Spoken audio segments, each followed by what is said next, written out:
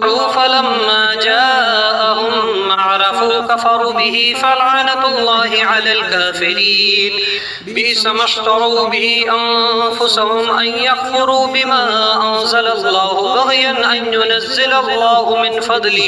من فضله على من يشاء من عباده فباءوا بغضب على غضب وللكافرين عذاب مهين وإذا قيل لهم آمنوا بما أنزل الله قالوا نؤمن بما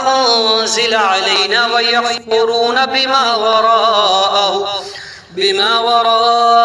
وهو الحق مصدقا لما معهم قل فلما تقتلون أنبياء الله من قبل إن كنتم مؤمنين ولقد جاءكم موسى بالبينات ثم اتخذتم العجل من بعده